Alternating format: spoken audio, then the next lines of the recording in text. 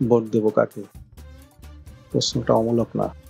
একবারও কি ভেবে দেখেন ভোট কাকে দিচ্ছি, কেনই বা দিচ্ছি, কতটুকু বা রয়েছে দায়বদ্ধতা? আসুন বিস্তারিত দিক। ভোট কি? জাওয়াহিরুল ফিক গ্রন্থে মুফতি মোহাম্মদ শফি রহমতুল্লাহি আলাইহি ওয়াসাল্লাম উল্লেখ করেছেন, ইসলামী দৃষ্টিতে ভোট হচ্ছে তিনটি বিষয়ের সমষ্টি। ১. সাক্ষ্য প্রদান, ২. সুপারিশ ও ৩. প্রতিনিধিত্বের সনদ প্রদান। আপনার ভোট ও সাক্ষ্যের কারণে সংসদে যে জনপ্রতিনিধি যাবে তার কৃত ভালো বা মন্দ কাজের দায় দায়িত্ব আপনারই উপরে বর্তাবে, অর্থাৎ আপনিও পাপ এবং পুণ্যর সমান অংশীদার হবেন। ভোট দিব কাকে? প্রচারে চরিত্র ফুলের মতো পবিত্র, মানবদরদী, নিষ্ঠাবান, পরোপকারী, অন্যায়ের বলিষ্ঠ কণ্ঠস্বর ইত্যাদি ইত্যাদি নানান স্লোগান শুনি।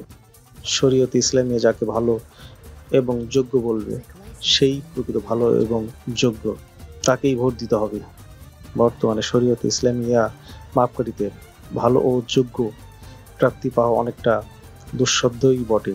মন্দের ভালো এবং খারাপ প্রতিদ্বন্দ্বীদের তুলনায় কিছুটা হলেও ভালো তাকে বেছে নিতে হবে।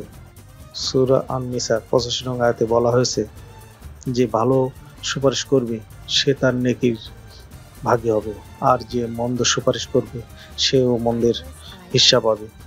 জেনে শুনে ভুল প্রার্থীকে ভোট দেওয়া মিথ্যা সাক্ষ্যের সমান, যা কবিরা গুনাহ। সহিহ বুখারী বর্ণনায় রাসূলুল্লাহ সাল্লাল্লাহু আলাইহি ওয়াসাল্লাম মিথ্যা সাক্ষ্যকে কবিরা গুনাহের অন্তর্ভুক্ত বলেছেন। তেমনিভাবে অর্থ নিয়ে ভোট দিলে দুটি কবিরা গুনাহ হয়। ১. মিথ্যা সাক্ষ্য দেওয়া, ২. ঘুষ খাওয়া। ভুল ব্যক্তি নির্বাচিত হলে পুরো জাতি দুর্ভোগে পতিত হবে। বিধায় যোগ্য প্রার্থীকে ভোট দিয়েও সে যদি হেরে যায় তবে দুশ্চিন্তার কিছুই নাই, আল্লাহর বিচারে পার পাওয়ার সম্ভাবনা থাকবে ইনশাআল্লাহ।